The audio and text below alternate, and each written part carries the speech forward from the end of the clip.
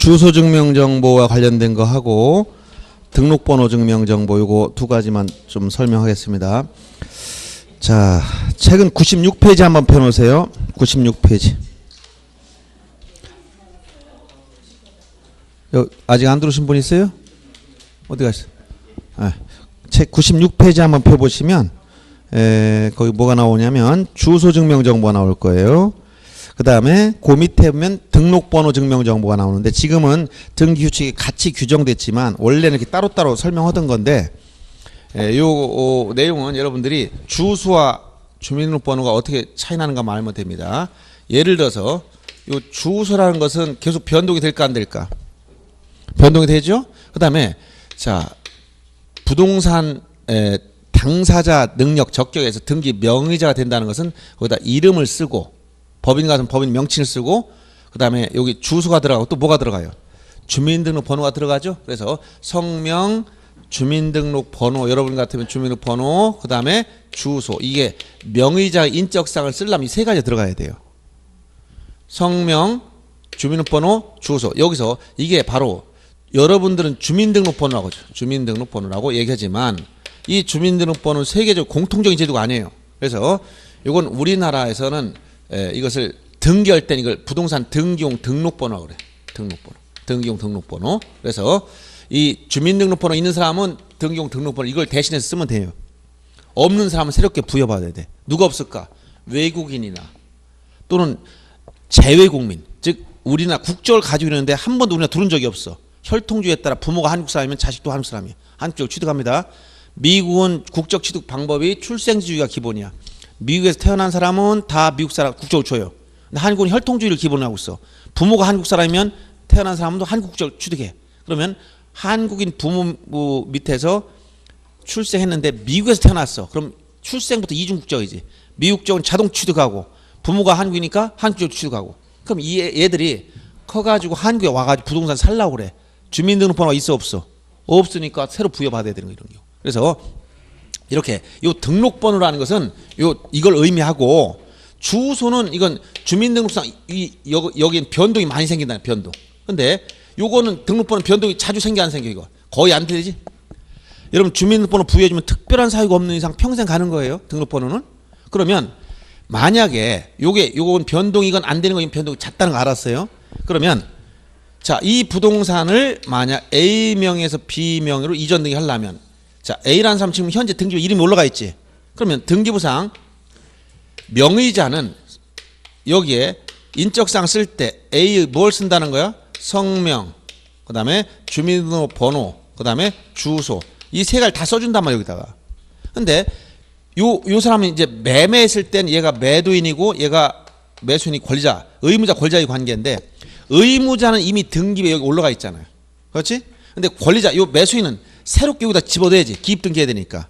소유권 이전 등기를 하면 매수자 이름을 여기 써줘야 돼요. 그럼 이 사람 뭘 쓰는 거야? 여기다 B에 뭘 쓴다? 이름, 성명과 주민등록번호하고 그 다음에 주소를 쓴단 말이야. 그러면 자 등기할 때 주소 증명 정보 필요하다는 거야. 그럼 왜 필요하냐? 주소를 증명 정보를 쓰는 이유는 새롭게 등기 명의자를 등기에 써야 되기 때문에 그런 거야. 없는 걸 집어 넣으려니까 이 사람 인적사항을 써야 될 거 아니에요. 이 사람 주소 증명 정보 필요한 거야? 그러면 의무자 이미 여기 등기부에 있었잖아. 얘건 필요 있을까 없을까? 원래 필요 없는 거예요. 근데 아까 얘기했듯이 주민등록번호는 변동이 안 되지만 주소는 끊임없이 바뀐단 말이야. 얘가 이 부동산을 취득할 때는 서울에 살다가 지금 팔라고 보니까 대전으로 이사 와 있어요. 그럼 이거 팔 때 주소는 대전으로 돼 있어. 그럼 등기부상 여기는 어디로 돼 있어? 여기는 서울로 돼 있잖아요. 그럼 이 서로 안 맞잖아 이 사람이. 동일성을 확인할 길이 없단 말이야. 그래서 소유권 이전 등기할 때는 의무자의 주소 증명 정보도 같이 내라. 확인하기 위해서. 그러니까 의무자 건 주소 변동 내역이 나와 있어야 돼. 그러니까 초본을 가져라는 거야. 권리자는 현재 위치가 주소가 어디냐만 알면 되니까 등본 한 통만 내면 되는 거예요. 그래서 자 주소 증명 정보는 누구 거 내냐?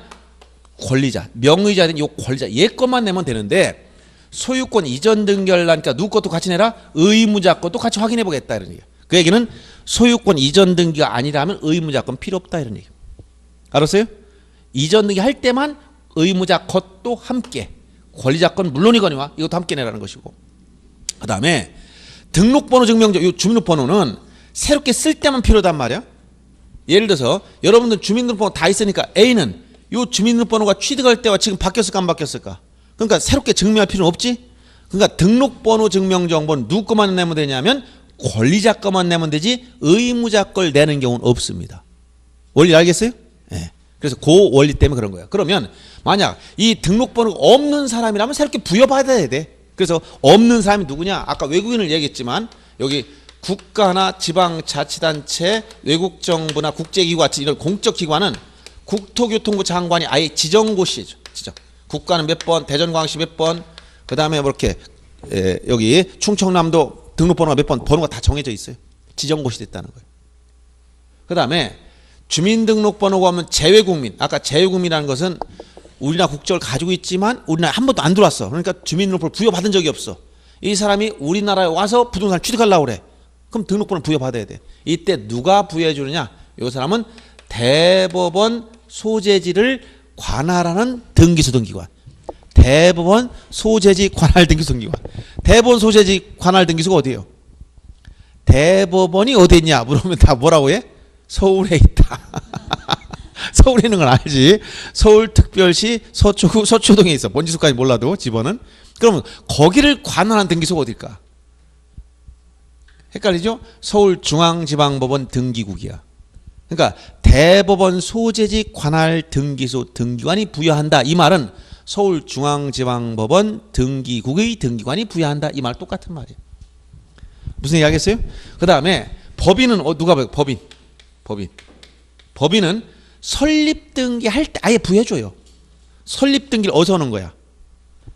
본점 소재지. 즉 본점 소재 어디? 주된사무소라는 거. 주된사무소. 본점. 예를 들어서 여기 대전광역시 서구 둔산동에 내가 여기다 법인 사무실 하나 만들려고 그래? 여기 관할하는 등기소가 있어요. 여기 뭐 대전지방법원 등기과든 뭐든 그 관할 등기소가 있단 말이에요. 거기서 등기관이 설립등기할 때 다 부여해준단 말이에요. 그래서 법인 같은 경우는 주된 사무소를 관할하는 등기소등기관. 이게 주된 사무소라는 건 본점 소재지예요. 그 다음에 종중같이 비법인 사단재단, 종중 같은 경우나 또는 외국법인 같은 경우, 이것은 비법인 사단 같이 취급해요. 우리나라 등록이 안 된 외국법인. 이럴 때는 이것은 시장군수청장이 부여해요. 시장군수청장. 종중을 어디다 등록했느냐? 여기다 등록된 시장에서 시장 등이 부여해준다는 거예요. 그 다음에 외국인 같은 경우, 외국인은 이게 출입국관리사무소에서는 이게 명칭만 지방 출입국 또는 외국인 관세의 장으로 명칭이 바뀌었어요. 그래서 외국인은 여간 출입국관리사무소와 관련이 있다고 알아두시면 돼요. 외출. 그래서 국하면 국장이 부여 지정고시, 재외국민은 대법원 소재지 관할등기 등기관, 법인은 주둔사무소 소재지 관할등기 등기관, 비법인 사단재단 시장군수청장, 외하면 지방 출입국. 이렇게 연결시켜서 정리해 줍니다. 그래서 거기 등록번호 부여권자를 보면은 등록번호 부여권자 새로 등기 명의 되는 권리자에게만 필요하고 이건 의무자 거 내는 경우는 없다는 거야. 자, 국하면 국토교통부 장관 지정고시, 대법원 소재지 관할등기소 등기관, 법 주된 사무소 소재지 관할등기소 등기관, 시장군수청장, 지방 출입국, 즉 출입국관리사무소 이렇게 연결해서 체크해 준 겁니다. 그럼 소유권 말소 등기할 땐 등록번호 증명정보 내는 경우 있을까 없을까? 말소 등기할 때. 등록번호 언제 낸다 했지? 이렇게 새롭게 들어가야 돼. 새롭게 들어가. 요거. 새롭게 들어가는 등기. 이런 등기 무슨 등기라고 그래? 기입등기. 요거 기입등기라고. 기입등기엔 뭐가 있을까요? 소유권 보존 등기와 각종의 이전 등기와 설정. 이렇게 보존, 이전, 설정 이 세 가지를 기입등기라고 그래. 요때 필요한 거 새롭게 들어가는 거. 예? 어디? 19페이지 보고 있는데. 강의노트 19페이지 맨 위에 보셨어요? 자, 책은 어디냐면 97페이지 펴보세요. 자, 거기 맨 위줄에 보면 등기 권리자에게 주민등록번호가 없을 때는 등록번호를 병기해야 된다. 부여받아야 되는데 그 밑에 부동산 등기용 등록번호 부여기관 해가지고 도표 하나 나오지? 국가나 지자체 같은 경우는 국토교통부 장관이 지정고시, 국장. 법인 같은 경우는 주된 사무소 소재지 관할등기소 등기관. 물론 외국 법인은 국내 영업소가 있어야만 이렇게 된다는 거예요. 그 다음에 법인 아닌 사단, 즉 비법인 사단재단은 시장군수청장. 그 다음에 재외국민은 대법원 소재지 관할등기소 등기관. 외국인은 거기 지방 출입국 내지 외국인 관서의장. 이렇게 체류지를 관할하는 지방 출입국이에요. 그래서 부여권자 요것도 이것도 재작년 한번 27회 때 한번 나왔어. 등록번호 부여권자도. 그래서 이렇게 한번 등록번호가 없을 때 부여받아야 된다. 이렇게 한번 정리해 주고요. 그 다음에 이제 전자신청에 대해서는 책에서는 80페이지를 잠깐 펴시면 거기 전자신청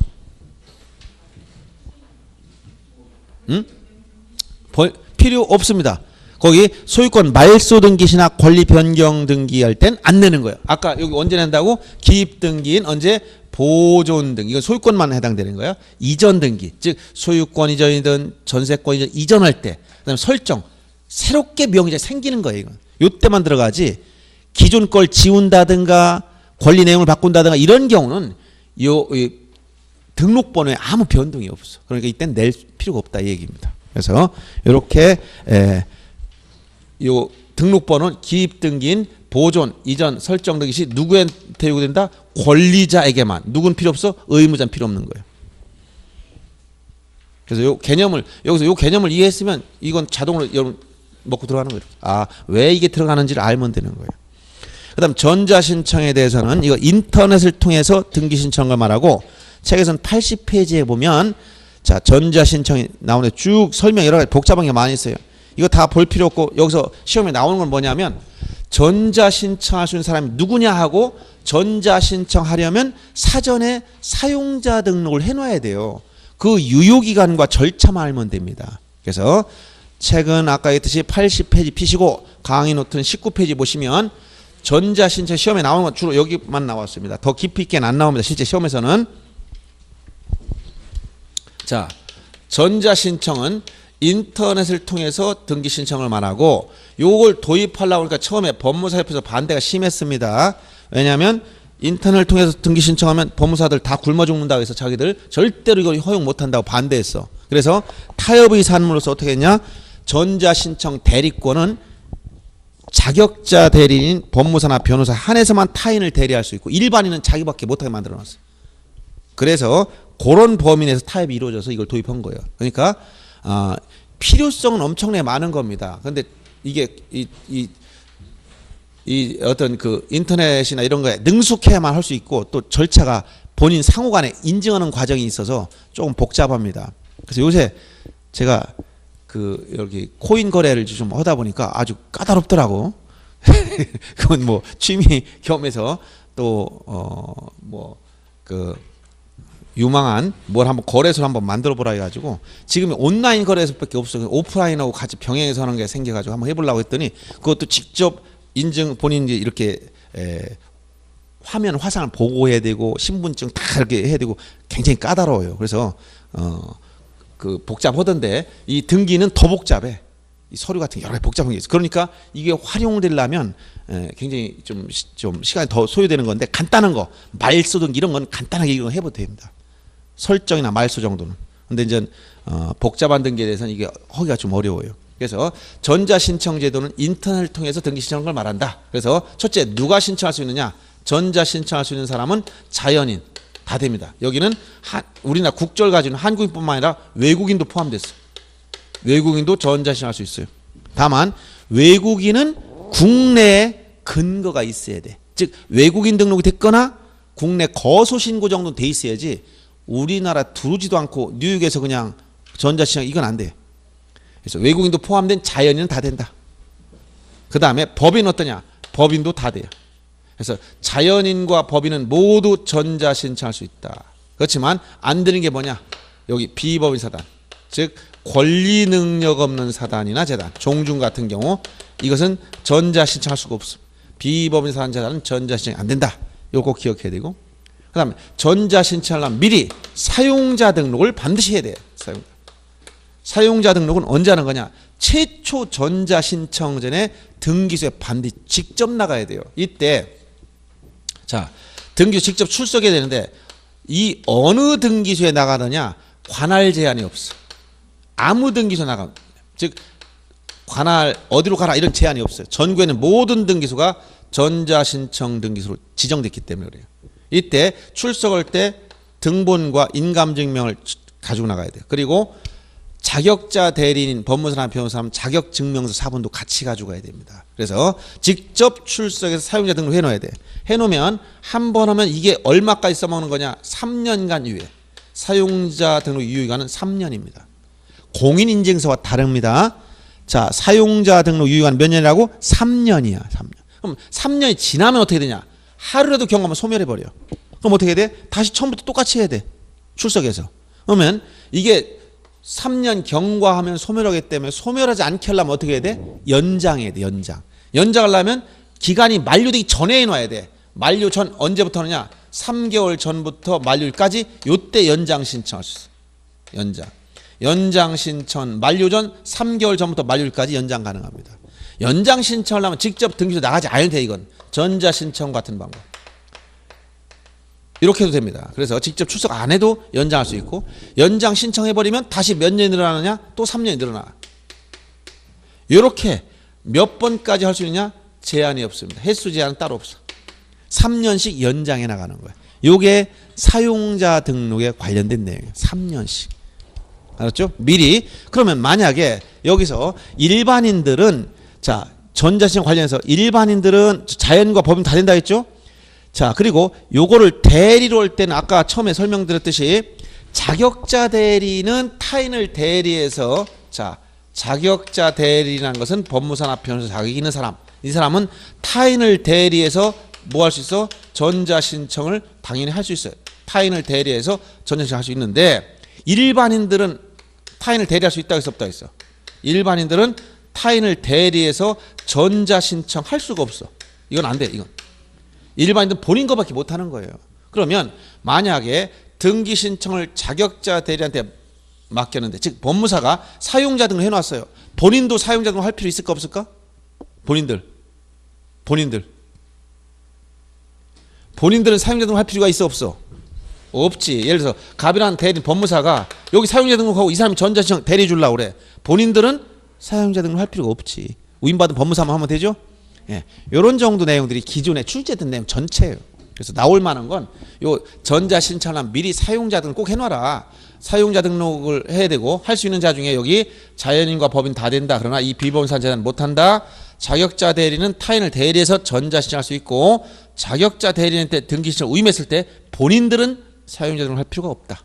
이 문제하고, 사용자 등록은 최초 전자신청 전에 반드시 등기소에 출석해서 해야 되는데, 이때 관할 제한이 없기 때문에 아무 등기소나 나가도 되는데, 등본 한 통하고 인감 한 통 떼가지고 가면 돼요.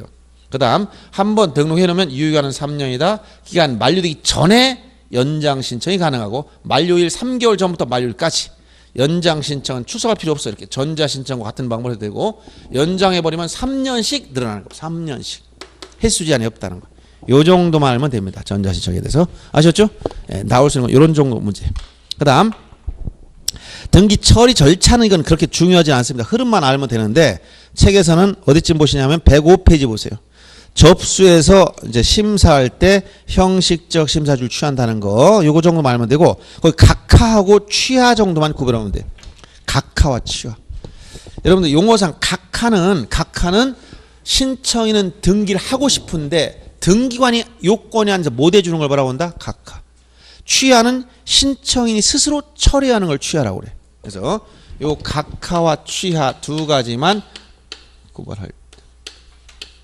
자, 각하는 등기관이 하는 겁니다. 그때 각하 사유가 열거됐어. 열거됐다.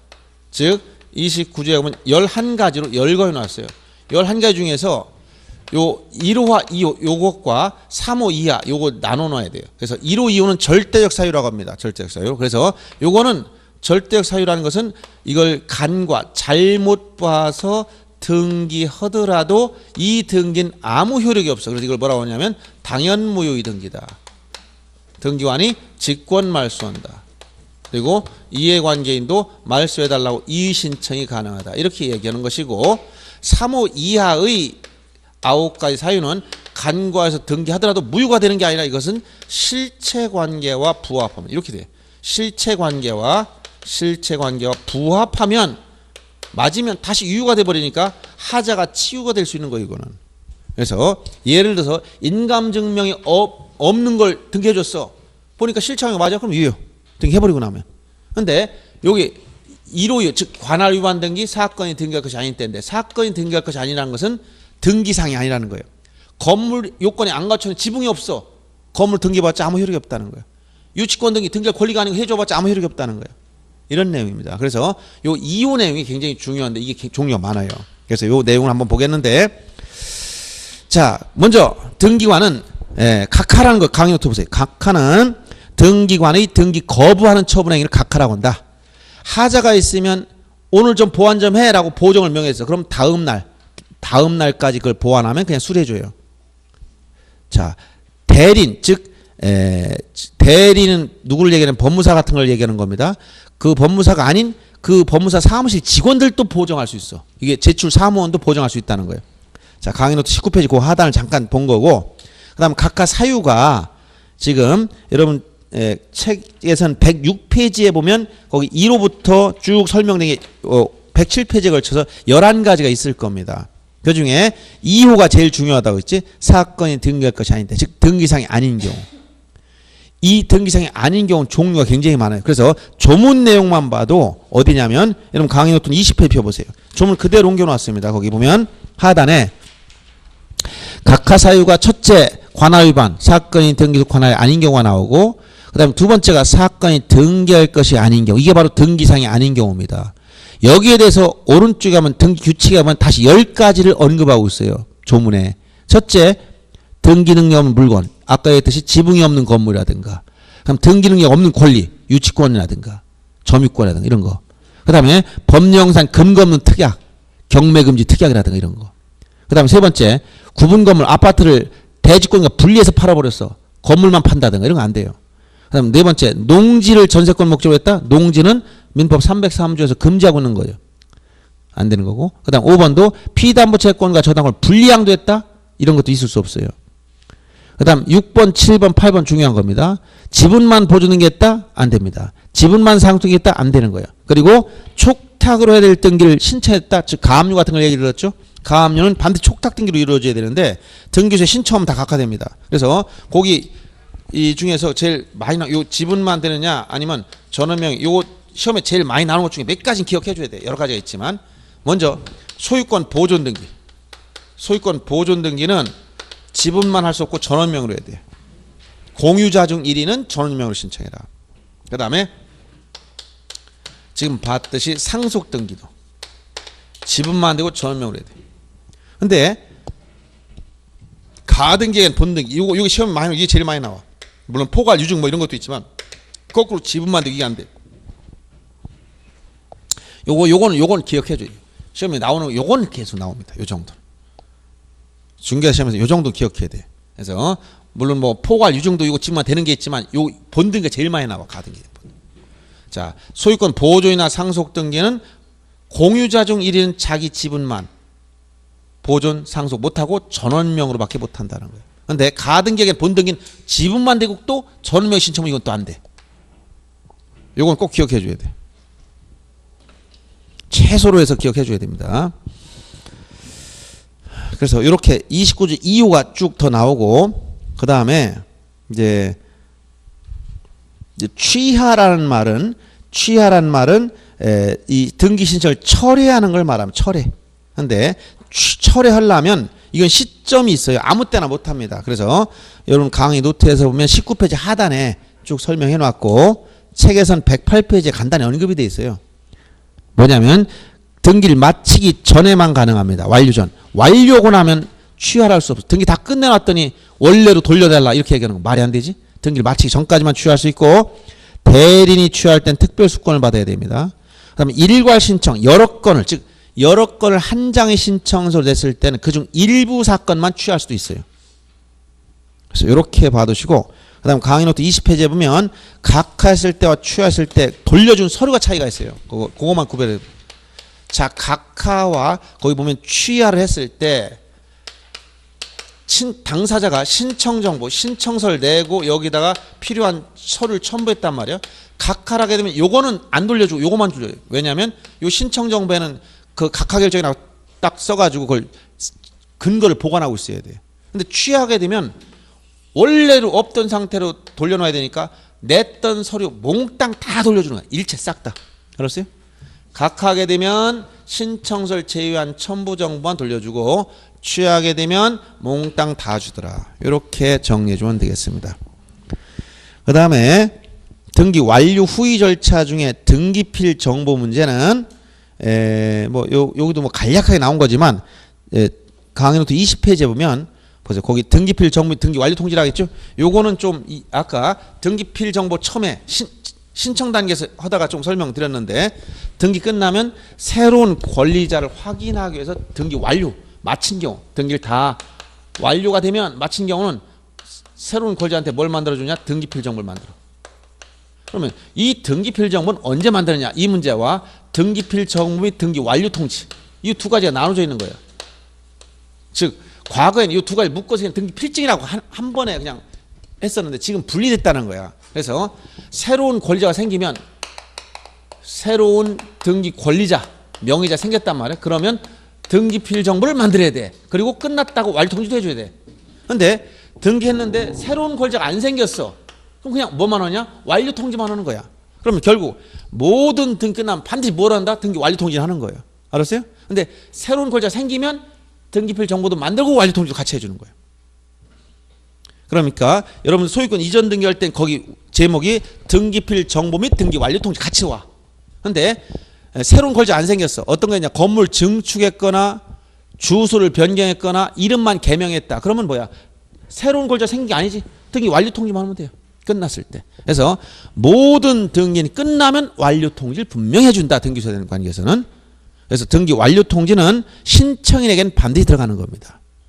그럼 여기 조금 더 부연 설명을 이래요. 그럼 도대체 등기필 정보는 이거는 언제 만드는 거냐? 그래서 요거만 해줘야 돼요. 요거는 뭐냐면 새로운 권리자 생겨야 되니까 권리 등기에서만 되고 부동산 표시나 등기 명인 표시는 원래 안 만들어. 즉 표제부의 등기는 이건 안 만들어. 권리는 어디에? 등기 갑분 얼구에. 여기서 권리자 생기는 건 기입등기라고 했지. 아까 뭐야 이게. 새로운 권리자 생기는 건 기입등기니까 보존, 권리에 대한 보존 등기, 이전 등기, 설정 이 세 가지입니다. 자, 권리, 보존, 이전, 설정 등기할 때 만들어주고 그 다음 권리에 대해서 보존 가등기는 없기 때문에 이전 가등기나 설정 가등기 이렇게 자 보존, 이전, 설정 등기 그 다음 이전, 설정, 가등기 할 때 만들어주는 거예요. 근데 여기서 예외가 뭐냐? 예외적으로 이렇게 원칙인데 권리자를 추가시키는 변경 등기가 하나의 예외가 있고 경정 등기도 하나의 예외가 있어요. 하나씩. 이 권리자를 추가시키는 변경 등기가 뭐냐? 민법상 조합에서 조합원이 늘어나는 거. 합유 등기 명의자, 합유 등기 명인 표시 변경. 합유 등기 명인 표시 변경 등기라고 해서 조합원이 늘어났을 때 이때 등기필 정보를 만들어야 되고 경정 등기도 유일하게 하나가 있는 게 뭐냐? 단독 소유를 공유로 단독 소유 관계를 이걸 공유로 경정하는 경우가 있어요. 경정. 이게 바로 일부 말소 및 소유권 경정이라고도 표현해. 일부 말소 의미의 소유권 경정 등기. 요거 하나씩 있습니다. 그래서 요건 예외적인 거예요. 권리자를 추가시키는 변경 경정 등기가 하나씩 있는데 바로 민법상 조합원이 증가했을 때하고 그 다음 단독 소유를 공유로 경정할 때 이거 하나씩 예외가 있어. 이거 빼놓고 전부 다 뭐야? 권리에 대한 보존 등기, 이전 등기 설정 이렇게 하면 새로 권리자가 생기기 때문에 그 다음에 이전 설정 가등기 하더라도 권리자가 새로 생기기 때문에 가등기 꽂아 생긴단 말이에요. 근데 여기서 아까 우리 했던 거 응용하면 전제는 이런 조건이에요. 어떤 거? 신청인과 누가 일치된다 했지? 신청인과 등기 명의자가 일치된다 했지. 등기 명의인이 이게 딱 일치한다는 전제 하에서 요 말이 통하는 거예요. 근데 이런 권리에 관한 등기도 신청인과 명의가 일치하지 않으면 안 만들어. 대표적인 게 뭐였어요? 아까 채권자 대위 신청. 누가 신청했어? 채권자가. 명의자 누구야? 채무자. 또 어떤 게 있을까? 판결 중에 승소한 의무자가 신청했을 때 있어. 승소한 의무자. 즉 매수인이 강부자일 때 매도인이 판결받아 신청했어. 신청 누가 했어? 매도인. 승소한 의무자. 명의자는 강부자. 서로 안 맞아. 또 언제 했냐? 소유권 보존 등기를 직권할 때가 있어요. 즉 미등기 부동산에 대한 처분 제한 등이 촉탁에 있으면 등기관이 직권으로 보존 등기할 때 이때 명의자는 있는데 신청인이 없어. 그래서 안 만드는 거예요. 그래서 이렇게 전제 조건은 신청인과 명의자 일치한다는 전제 하에서 권리에 대한 보존 이전 설정 등기, 그 다음에 이전 설정 가등기할 때 등기 필정을 만들어준다. 요건 한 번도 나올 때가 됐는데 안 나왔어. 이상하게. 법무사 시험에 나오지만 중개 시험에 아직까지는 안 나왔어. 등기 완료 통지만 한 번 나왔어요. 완료 통지. 그래서 그 내용이 여러분들 20페이지에 강의 노트에 거기 등기 필정 간단히 설명한 거예요. 새로 등기 원료 기록된 경우 만드는데 권리에 대한 보존 이전 설정 등기나 권리에 대한 이전 설정 가등기할 때 만든다. 그리고 권리자를 추가시키는 변경 등기와 경정 등기 이렇게 하나씩 딱 예외가 하나씩 있습니다. 그 다음 나머지는 대장소관청 통지나 과세자 송부 이건 개념만 이해하시면 돼요. 뭐냐면 등기 끝나면 따라오는 게 많아요. 부동산 그래서 요새 부동산 거래가 이게 뭐 많이 남을 것 같지만 요새 그렇게 많이 남지도 않고 뭐 경기가 요즘에 세금이 하도 따라다니까 부동산은 세금 때문에 죽어 또 세금 때문에. 그래서 뭐 팔라고 하다가도 세금 계산해 보면 너무 많이 나오면 또 거래 못 해요. 그래서 합법적으로 절세할 수 있는 요령을 많이 알고 있으면 그 조건에 맞으면 거래가 쉽게 일어나는 것이고 그렇지 않으면 안 되는데 이 부동산 등기 관련해서 이렇게 복잡 문제가 많이 생기는 이유가 자 부동산은 요 등기소에서 등기부에 뭔가 이름을 한번 쓰게 되면 엄청난 변동이 생겨. 여기만 문제되는 게 아니라 이원적 공시 방법을 쓰고 있으니까 행정부 중에서 시장군 수청장이 뭘 가지고 있어요? 대장을 가지고 있어요. 대장. 각종 대장이 있죠? 여기 등기부가 있고. 그럼 여기서 등기부상 소유권 이전이 생겨. 그럼 이쪽도 연락해 줘야 돼. 왜? 이원적 공시 방법 가지고 있으니까 소유자 바뀌었다는 거 알려줘야 돼. 여긴 종전 소유자 그냥 있단 말이에요. 여긴 바뀌었는데. 그러니까 소유권이 변동이 생기면 반드시 대장소관청에 지체 없이 통지. 알았어요? 그리고 또 어떤 문제 생기냐면 이런 소유권 변동이 생기거나 그러면 반드시 따라오는 게 세금이에요. 세금. 그러니까 세무서가 꼭 따라와. 그래서 세무관세 자료를 송부해 줘야 돼. 그래서 여기 세무관세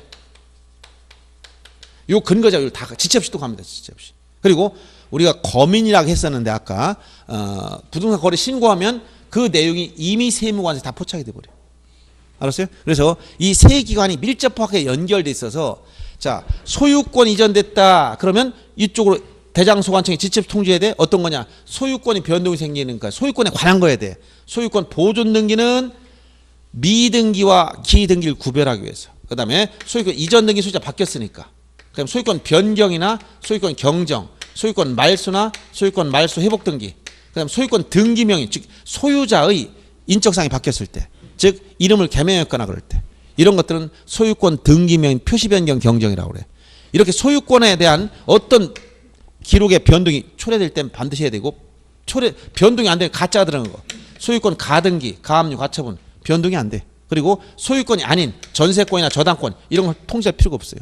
대장이 안 들어가기 때문에.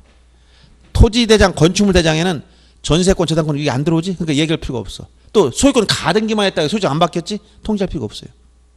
그런데 이 세무관세는 어떤 거냐? 이거는 소유권에 대해서 보존 등기하고 이전 등기할 때만 필요해요. 여기. 근데 여기는 이전 가등기도 들어가 있어. 이미 세금 문제를 여기서 다 파악해야 되겠다는 거예요. 그래서 이 대장소관청 통지도 요것도 지체 없이고 여기도 지체 없이 하는 거예요. 이게. 요 지체 없이 작년에 또 이걸 내서 지체 없이 되는 거 몇 가지 골라가지고 1개월 뭐 지체 없이 뭐 이렇게 며칠 이렇게 기간이 있는 게 있는데 대장소관청 통지나 이쪽에 대장소관청 통지나 세무관세 보낸 거 지체 없이 해야 돼. 등 끝나면. 이쪽은 이원적 공시방법 때문에 대장과 일치를 위해서 이쪽은 세금 탈세 문제 때문에 이렇게 연결되는 거예요. 이 개념만 이해하면 됩니다. 자 이렇게 해서 나머지 소유권 변경 사실 통지나 과세 자료 제공 문제가 이런 의미에서 나왔다 이렇게 알아두면 되겠습니다. 자 이제 어딜 좀 보시냐면 각종 등기에 관한 것 중에서 이 강의노트 24페이지 피시면 소유권에 관한 부분이 나올 거예요. 이건 지난번에도 한번 했지만 간단하게 소유권 보존 등기 신청인 문제는 알아야 됩니다. 책에선 151페이지 펴보세요. 자, 이게 이제 소유권에 관한 게 굉장히 많다는 걸 알아야 됩니다. 여러분들이 소유권만 해도 여러분 등기 관련된 게 어떤 게 나오느냐. 우선 제일 먼저 원시 취득한 사람이 보존 등기를 하여야 등기부가 만들어져요. 그렇죠? 그럼 보존 등기, 소유권 보존 등기는 누가 신청하는가? 이 문제부터 보는 겁니다. 자, 여러분들 이 전체를 어떻게 이해해야 되냐면 먼저 권리 문제 나면 소유권이 있고 소유권에서 파생된 소유권 이외의 권리. 소유권 이외의 권리로서 각종의 용익물권이나 담보물권이라든가 이런 게 있단 말이에요. 그러면 소유권에 관한 것도 처음에 어떻게 된다? 맨 처음에 하는 걸 무슨 등기? 보존 등기. 그리고 보존 등기 하고 나서 뭐가 돼? 이전 등기. 소유권 이전 등기가 나오지. 이전할 때 뭐가 나와? 전부 이전은 당연한 것이고 소유권 일부 이전 문제. 소유권 일부 이전이라는 게 무슨 말이냐? 이걸 이해해야 되고. 그리고 이전할 때 원인별로 보자. 원인별로. 원인이 만약 매매라면 여기서 뭐가 문제냐? 거래 가액 등기 문제를 정리해. 거래 가액. 지금 거래 신고 거래 가액 등기부 다 들어갑니다. 2006년 이후에. 그리고 매매가 아닌 경우는 또 뭐가 문제되냐? 여기서 법률 규정에 따른 상속을 원인으로 한 수용을 원인으로 했다. 또는 유증을 원인으로 한 등기다. 뭐 진정명의 회복이다. 이런 것들은 전부 다 무엇에 관련된 거냐? 소유권 이전하는 원인별로 나온 거예요. 원인별로. 알았어요? 원인별로. 그래서 특징들 몇 개씩만 딱딱 찍어 놓으면 돼요. 그래서 먼저 소유권 보존 등기는 누가 하는 거냐? 소유권을 최초 취득한 사람이 하는 거야. 원시 취득자. 그 사람이 누구냐? 이걸 알아둬야 된다. 그치? 그래서 자 24페이지 보세요. 24페이지. 강의노트 24페이지. 강의노트 24페이지 펴고 책은 151페이지부터 나와 있는 건데 소유권 보존 등기에서 토지나 건물이든 원시 취득자. 토지는 바다를 막아서 없던 땅이 처음 생겼거나 건물은 어떻게 해야 돼? 신축했다. 이런 얘기예요. 그래서 여기서 제일 문제가 되는 게 뭐냐면 거기 맨 밑에 보세요. 규약상 책에서는 규약상 공용 부분 뜻의 등기를 말소한 경우 자 등기부는 일반적으로 표제부와 갑구와 을구가 있지. 그런데 규약상 공용 부분은 등기부 어떻게 만들었다 했죠? 표제부밖에 없어. 근데 규약을 폐지하면 이제 뭐가 된다? 전유 부분으로 바뀌어. 그럼 어떻게 한다? 지치 없이 보존 등기. 요 지치 없이도 한번 요것 때문에 작년 문제에서 지치 없이 얘기 하나 들어갔어. 규약을 폐지한 경우는 지치 없이 보존 등기한다. 이전 등기하는 게 아니라 무슨 등기? 보존 등기. 요거 하나 기억해 줄 게 있고요. 그 다음에 보존 등기에서 제일 문제되는 게 보존 등기 신청인이에요. 신청인. 보존 누가 신청하느냐? 신청. 요거 네 가지가 나옵니다. 즉 토지와 건물 다 공통적인 게 있고 어느 하나만 맞는 게 있어요. 그래서 이게 토지 건물 공통적으로 작용되는 게 있고 건물만 되는 게 있는데 그 사호만 주의하면 돼요. 그래서 여러분 강의노트 24페이지 보면 1, 2, 3, 4 네 가지가 있어요. 이걸 꼭 기억해 줘야 돼요. 보존이 신청한 사람이 누구냐? 책에서는 토지 건물 이렇게 나눴는데 굳이 이렇게 나눠서 따로따로 볼 필요 없이 하나로만 다 통일해 보면 됩니다. 첫째, 대장에 자 강의노트만 봅니다. 대장에 이 대장이라는 것은 토지대장, 임야대장, 건축물대장을 말합니다. 여기에 최초의 소유자로 등록된 자나 그 상속이나 포괄 승계인이 보존 등기를 신청하는 거예요. 최초 소유자가 누굽니까 이게? 원시 취득자를 말하는 거예요 이게. 대장의 최초 소유자가 등록돼야 된다는 거예요. 그러면 거기 보면 합병 후 존속한 회사는 누구냐? 이거는 뭐라고 본다? 합병은 포괄 승계인이야. 그럼 보존 등기 신청할 수 있을까 없을까? 포괄 승계인은 보존 등기 할 수 있어요 없어요? 거기 있다 있잖아. 상속인과 포괄 승계인. 이게 뭐냐면 예를 들어서 자 건물 A가 신축했어. 이 사람 A가 신축했어. 신축했는데 얘가 사망했어요. 그럼 여기 상속인 나와. 이 상속인은 뭐라고 해? 이걸 포괄 승계인이라고 그래. 그럼 이런 경우 A가 건물 신축하고 나서 등기 전에 사망했어요. 그러면 이 보존 등기는 누가 신청하는 걸까? 여기 사망자 앞으로일까? 상속인 앞으로일까? 에? 상속인 앞. 이 포괄 승계인이잖아. 이 사람이 직접 신청할 수 있다고 했잖아요. 죽은 사람 앞으로 등기하고 상속받는 게 아니고 포괄 승계인. 이 개념을 이해해야 돼. 그러면 합병 후 존속한 회사가 뭐라고 이게? 포괄 승계인이야. 그러니까 할 수 있어 없어? 있죠. 대장상 최초소의 특정 승계인은 뭐야 이거는? 포괄 승계인이 아니지? 매수인 같은 사람이야. 매수인은 자기 앞으로 보존 등기 못해요. 어떻게 해야 돼? 매도인 앞으로 보존 등기 하고 이전 받아야 되지. 그런데 건물의 경우는 어떤 판례가 어떻게 봤지? 만약 등기가 돼버렸다면 이걸 뭐라고 했어? 모두 생략 등기. 그래서 실체관계에 부합한 유효성을 인정해 주는 경우가 있었어. 예외적으로. 그런 경우가 아닌 이상 특정 승계인은 보존등기 신청할 수가 없습니다. 그다음 대장상 소유권 이전 등록을 받은 사람. 대장상 이전 등록을 받은 사람이 누구야 이게? 특정 승계인하고 똑같은 말이에요 이게. 같은 말이야. 그러니까 보증 신청할 수가 없어. 근데 예외가 딱 하나 나와요. 뭐냐? 미등기 토지의 지적공부상 국가로부터 이전 등록을 받은 자는 비록 이전 등록 받았지만 자기 앞으로 보존이 할 수 있어요. 국가 앞으로는 게 아니고 자기 앞으로. 자, 미등기 토지 지적공부상 국가로부터 이전 등록을 받은 자 유일한 예외가 하나 있는 거예요. 그다음 두 번째가 판결에 의해 소유권을 증명한 자가 보존이 할 수 있는데 아까 판결 종류는 어떤 거라고 해서 앞에 나왔지? 어떤 거?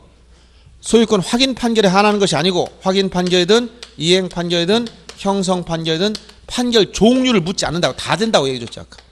보존 등기 신청한 판결은 다 돼요. 이때 판결 상대방이 누구냐? 대장상 소유자로 등록이 된 자를 필요로 해야 되는데 대장상 소유자라니 공란 비어 있다면 어떨 것이냐? 자, 일제시대 이름 하나 쓰였고 누군지 모르겠다 이런 식으로 돼 있으면 토지는 무주물은 누구 거예요? 무주물은 국가 거니까 토지는 누굴 필요로 한다? 국가를 필요로 해야 돼요. 건물은 건축물 대장을 관리하는 시장군수구청장을 필요로 해라. 그래서 시장군수구청장. 요걸 따로 가면 다 틀립니다. 이렇게 가야 되는데 건물의 경우 국가를 필요로 했다 적격이 없어. 토지의 경우 시장 필요 적격이 없어. 토지는 국가요, 건물은 시장군수청장을 필요로 해야만 된다. 요거 기억해 줘야 되고요. 그 다음에 수용의 경우는 미등기 부동산에 대해서만 보존 등기를 할 수 있고 등기된 부동산 다 이전 등기로 해. 조금 이따 볼 겁니다. 그 다음 네 번째가 중요한 것은 특별자치도지사 시장군수청장 확인에 의해 소유권을 증명한 자도 보존 등기를 할 수 있는데 이건 오로지 건물만 됩니다. 토지에 대해서 이런 말 보시면 다 틀려요. 그래서 건물의 경우만 해당되는 건 네 번째밖에 없다는 거예요. 알았죠? 자, 특별자치도지사 시장군수구청장 확인에 의하여 소유권을 증명한 자는 자, 토지 보존 등기는 못하고 뭐만 된다고? 건물의 보존 등기만. 건물의 보존 등기만. 시험에 자주 나오는 겁니다. 그 다음 보존 등기는 등기 명의인으로 될 자가 아까 단독 신청한다고 했죠? 그건 의무자가 없어. 그러니까 등기 원인과 날짜 없습니다. 저기 신청 정보에 원인과 날짜 안 적는다는 거야. 이 각종 권리 등기 중에서 여러분들 두 가지를 주의해야 돼요. 등기 원인과 등기 원인, 그 다음에 등기 원인 일자. 요것이 기본적으로 반드시 적어야 돼. 이거 적어야 돼. 일반적인 등기는. 근데 이게 둘 다 안 들어가는 게 뭐냐? 둘 다 안 들어가는 거. 이게 소유권 보존 등기야. 소유권 보존 등기는 둘 다 없어요. 원인도 없고 날짜도 없어요. 근데 진정명 회복이라고 뒤에 나올 진정 등기 명의 회복. 진정 명의 회복을 원인화 이전 등기는 원인은 진정명의 회복이라고 쓰지만 날짜만 없어. 알았어요? 모든 권리 등기는 이 두 가지 다 들어가야 돼. 근데 이 두 가지 어떤 거? 소유권 보존 등기는 둘 다 없다. 진정명의 회복은 원인은 진정명의 회복이라고 쓰지만 원인 일자만 없다. 요것만 주의하셔야 돼. 시험에서 나올 수 있는 건 여기입니다. 그 다음 등기필정부나 인감증명 등등은 이것은 의무자가 없기 때문에 다 해당 사항이 없는 거예요. 안 내는 겁니다. 소유권 보존 등기 할 때. 근데 그 밑에 24페이지 강조도 하단에 보면 직권에 의한 소유권 보존 등기 나와. 이것은 책에서는 여러분들 154페이지에 보면 거기 간단하게 언급된 게 하나 나와요. 154페이지면 직권에 의한 소유권 보존 등기라고 제목만 쭉 설명해 놔서 간단하게. 미등기 토지 건물에 대해서 법원으로부터 처분 제한 등기 촉탁이 있으면 등기원 직권으로 보존 등기해야 된다. 또 미등기 부동산에 대한 임차권 등기 명령 촉탁이 있어도 직권으로 보존 등기하고 임차권 등기 하도록 돼 있어요. 요 내용을 기억해야 되는데 요거는 소유권 보존 등기는 원래 누가 소유자가 단독 신청하는 거예요. 그런데 보존 등기를 누가 한다고? 등기관이 직권해 준 특수한 경우가 있다는 거예요. 그래서 이것은 한번 이런 경우입니다. 자, 이건 미등기 미완성 포함한 거예요. 이 A가 건물을 등기 안 했어. 또 미완성 짓고 있어. 아직 완공도 안 했어. 미완성 상태. 이거 다 포함합니다. 이 상태에서 갑이라는 사람은 A한테 건축 자재를 대준 사람인데 보니까 얘가 짓다 말았어요. 돈 못 받을 것 같아? 그럼 갑이 어떻게 해야 돼? 돈 받을 게 있는데 어떻게 처리해야 되지? 먼저 돈 받을 게 있으면 어떻게 하라겠어요? 주면 좋지만 안 주면 어떻게 해야 돼? 뭐 유치권 행사예요. 이렇게 유치권 행사 문제가 아니고 이런 경우는 만약 돈을 받으려면 먼저 돈을 받을 권리가 있음을 입증해야 돼. 그러면 어떻게 해야 돼? 개인 간의 거래가 있다면 이거 가지고 국가가 인정 안 해줘. 판결 받아놔야 돼. 판결 받으려면 소송을 해야 돼. 소송하게 되면 얘는 재산 다 빼돌려. 그러니까 먼저 얘는 뭐 한다? 금전 채권 있으면 먼저 법원에 가압류 등기부터 해놔야 돼. 법원에 가압류 신청합니다. 이게 뭐야? 이게 처분 제한 등기야. 가압류. 가압류 해놓아달라고 법원에 신청하면 부동산 가압류는 어떻게 한다 했지? 법원 촉탁으로 들어와. 가압류 등기 아까 뭐라고? 촉탁 등기야. 법원에서 절차 개시가 뭐라고? 촉탁으로. 신청하면 안 돼요. 촉탁을 해야 되는데 부동산 가압류는 어디다 하는 거야? 등기부에 가압류하는 거예요. 그러면 등기에 있어야 되는데 이 부동산이 뭐라고 했어요 지금? 미등기. 미완성이랑 대장도 안 만들었다는 얘기고 미등기라는 것은 사용승인 받았는데 보존등기만 안 했다는 얘기예요. 등기부 없지? 그럼 가압류를 어디다 할 거야 가압류를. 등기부 없는데. 그러니까 여기서 이런 미등기 부동산에 대해서 소유권에 대한 처분 제한 등기 촉탁, 이 가압류 같은 게 소유권 가압류 같은 게 전형적인 거예요. 처분 제한 등기 촉탁이 있으면 등기관이 가압류 하려니까 등기를 만들어야 된다는 거야. 그래서 여기 저 부동산 등기부 표제부를 만들고 표제부에 여기 부동산 내가 다 써줘야 돼요. 부동산 표시. 만약 여기 미완성 상태라면 여기다 미완성 건물 이거 단수 사라져. 미완성 상태도 된다는 거야. 나중에 사용 승인 받으면 요거만 말 쏘면 돼. 이렇게 하고 뭘 만들어야 돼 여기다? 갑구를 개설해야지. 그래서 여기다 뭐라고 쓰는 거야? 소유권 보존 등기. A 앞으로 해주는 거예요. 왜? 가압류 하려니까. 가압류 어디다 놓? 요 밑에다가 2번 소유권 가압류. 가압류 채권 1억. 가압류권자 갑.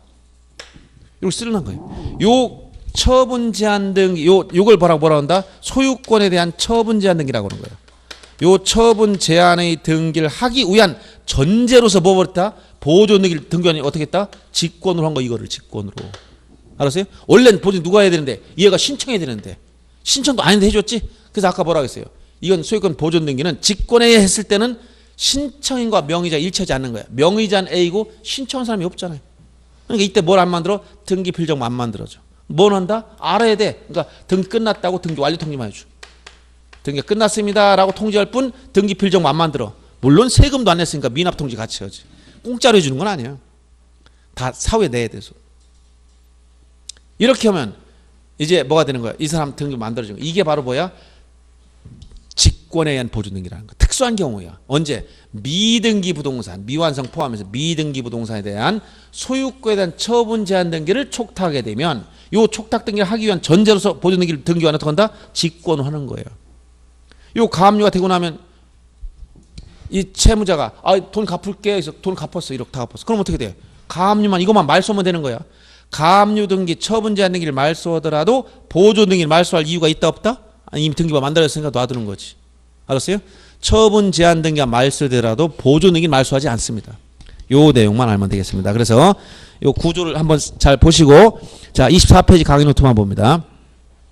자 이건 언제 하는 거냐? 예외적으로 미등기 부동산 미완성권 포함해서 법원의 소유권에 대한 거기 처분 제한 등기 여기 요 가압류 같은 소유권에 대한 처분 제한 등기 촉탁이 있어야 돼. 이때 직권 보존 등기 후 처분 제한 등기를 실행하는데 대표적인 것이 가압류나 처분금지 가처분 강제경매 개시결정 등기가 여기 해당됩니다.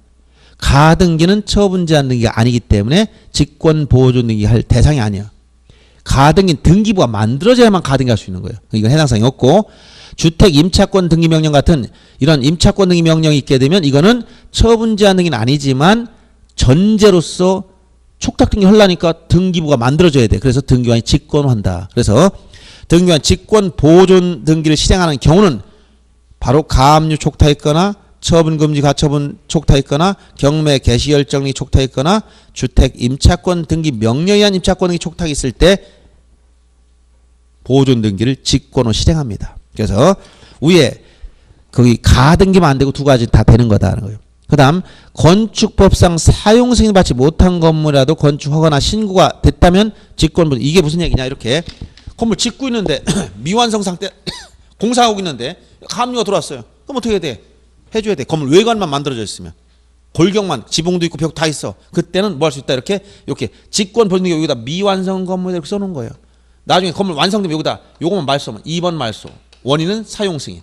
그래서 요것만 나중에 지우면 돼 이렇게. 그러니까 미완성 건물 건축법상 이것도 다 직권 보존 등기 대상이 되고 건축법상 사용 승인 받지 못한 경우는 어디에다 그 사실 썼다고 여기다? 여기 어디에 이게? 표제부. 표제부에 그 사용 승인 받지 못한 사실 쓰고 이 경우 사용 승인을 받으면 1개월 이내 표제부 이등인 다 의무가 1개월이야.